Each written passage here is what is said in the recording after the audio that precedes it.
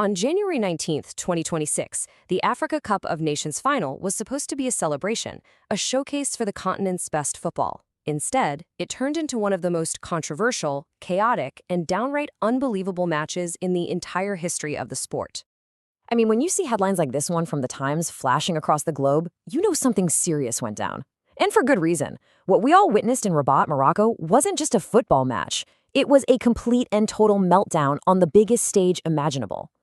So, how on earth did we get here? That's the big question, right? In this explainer, we're going to break down exactly what happened, get into the deep-seated reasons why it happened, and figure out what all this fallout means for the future of African football.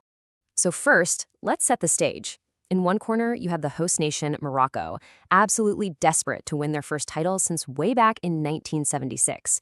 And in the other, the defending champs, Senegal, a total powerhouse led by the global superstar Sadio Mané. I mean, it was all set up to be an absolute classic.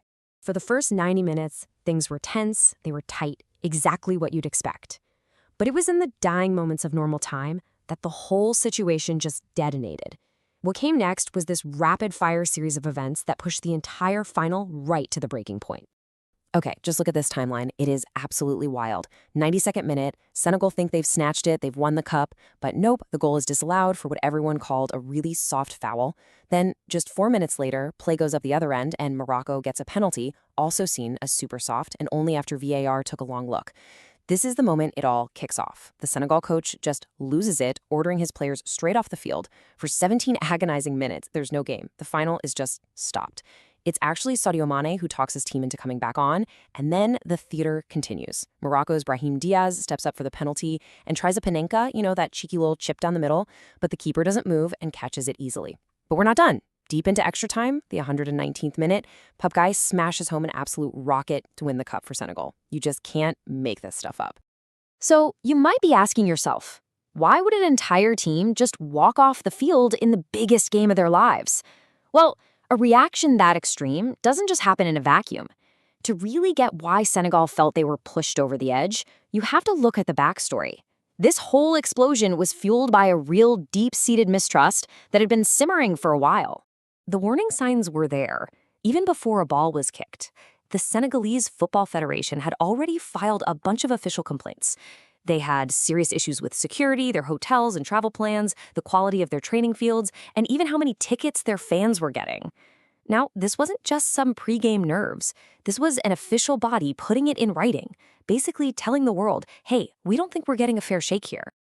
All right, let's look again at the two calls that lit the fuse. First, Senegal's goal gets wiped out for a really soft foul. But here's the crucial part. The ref blew his whistle before the ball hit the net, which meant VAR wasn't even allowed to review if it was a good goal. Then, just minutes later, Morocco gets a penalty for an equally soft foul, but only after a really long VAR review. So, from where Senegal was standing, this didn't feel like bad luck. It felt like a pattern. It felt intentional.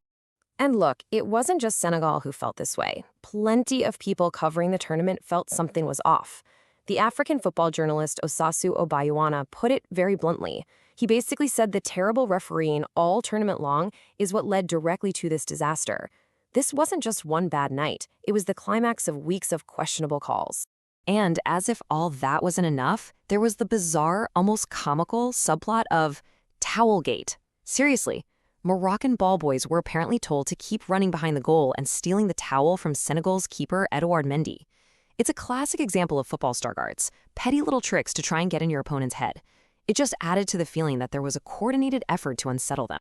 So you see, all these little things, the complaints, the calls, even the towel, they all fed into this much bigger story. All tournament long, there were whispers and accusations of referees favoring Morocco. And what made it worse? Just before the tournament, CAF, the governing body, fired its very well-respected head of referees. For a lot of people watching, it all just smelled fishy. It pointed to a system that felt tilted in favor of the hosts. So the match is over, Senegal are champions, but the story is far from finished. A final that goes off the rails like this was always going to have massive consequences. And it wasn't just for the teams, it was for the reputation of African football on the world stage. And to really understand how serious the walk-off was, you just have to look at the rules. The official CAF regulations are black and white. If your team leaves the field without the ref's permission, you forfeit, you lose. End of story. So by the letter of the law, Senegal should have been disqualified right there. The fact that they came back and actually went on to win the whole thing just shows you how completely off script and unprecedented this all was. And just think about that number again. 17 minutes. Let that sink in. For 17 whole minutes, the championship of an entire continent was just paused. The biggest game in African football came to a dead stop, with the whole world watching an empty pitch, wondering if the game was even going to continue. It was just a staggering moment. So, of course, after all that drama, the big question on everyone's mind was, what happens now? What are the consequences? Well, the fallout was immediate, and the reaction came from the very, very top of world football. First, you had the FIFA president Gianni Infantino. He was literally in the stadium watching, and he called the whole thing unacceptable. Then you had the Moroccan FA talking about suing. The African Football Confederation, CAF, opened up disciplinary cases against Senegal's coach and players. And the headlines around the world, they were just brutal. Shambles, utter disgrace, shameful. The sport took a real hit. So when all the dust finally settled, what is the legacy of this final? How will we remember it? Was it just one night of absolute madness, or does it point to something deeper, something more troubling about the state of the game in Africa? And really, this all boils down to two totally different ways of looking at it. On the one hand, many people say what Senegal did was an absolute disgrace. You just don't walk off the field. It's against the rules. It sets a terrible example. But on the other hand, millions of others saw it as a brave, if messy, act of protest.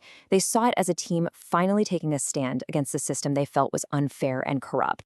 You know, in the middle of all that chaos, one person came out looking like a true leader, Sadio Mané. While his coach was telling everyone to walk off, Mané was the one on the pitch, begging his teammates to come back and finish the match. He was widely praised for being the voice of reason that might have saved the final from being abandoned completely. And that leaves us with one last massive question. Morocco is set to co-host the 2030 World Cup. The eyes of the entire planet are going to be on them. So after a final that collapsed into total anarchy, the biggest challenge for African football's leaders is this. Can they restore faith? Can they prove they can manage the game with integrity at the highest level and win back the trust that was so badly shattered on that one chaotic night in Rabat?